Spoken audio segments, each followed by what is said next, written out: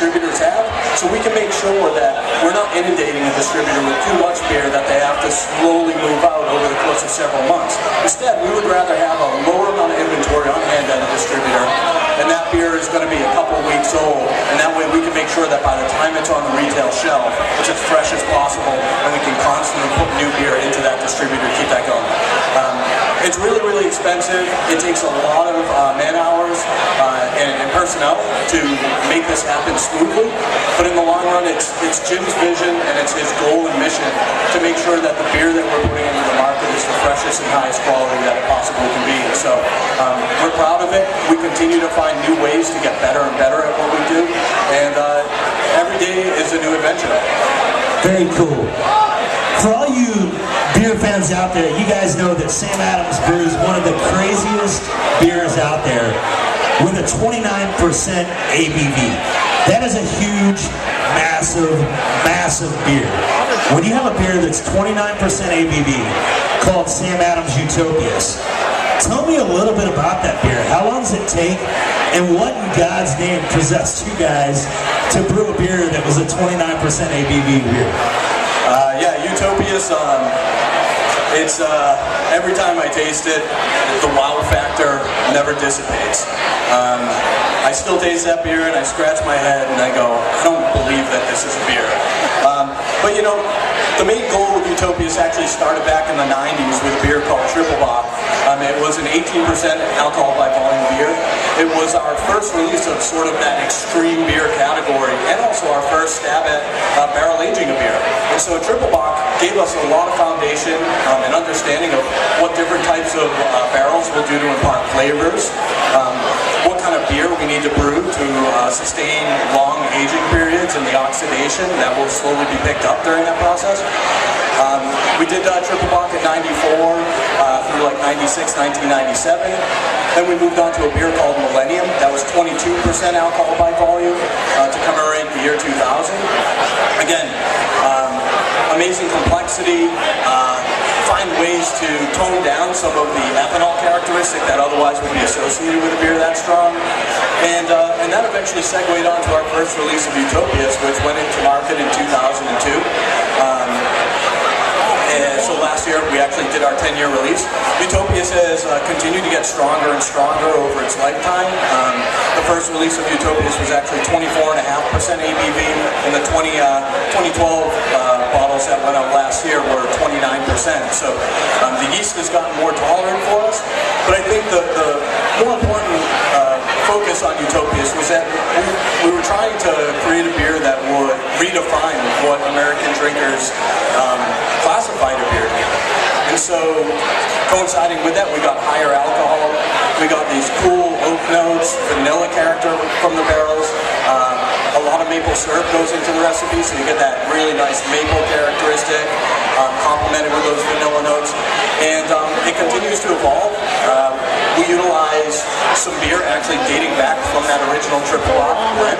So there's actually beer from 1994 that goes into Utopias with each release to add these different layers of complexity. So, you know, options are limitless, and every time that beer comes out, it's a slightly different characteristic with kind of an overall profile that we're going for. So it's a really exciting beer. I get fired up every time I get a chance to taste a new release or when we're brewing it. It's really exciting. I was lucky enough to get a bottle of the 10th anniversary of the Utopias.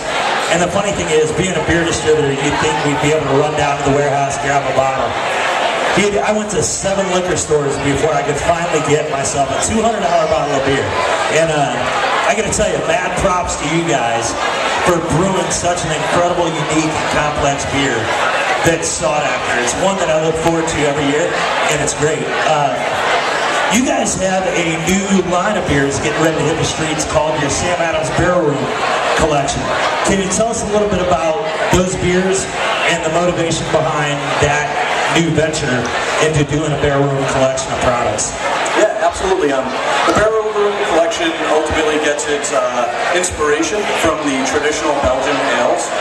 In particular, some of these funky kind of Trappist beers that are out in the market. So the Barrel Room Collection starts off with a beer called Cosmic Mother Funk, KMF for short. It's it's basically an unblended lambic, if you will, and sort of a blending stock that we use as the foundation for all of the beers in this collection. So we take some of this KMF and we blend it in with a secondary style of beer to create the different varieties.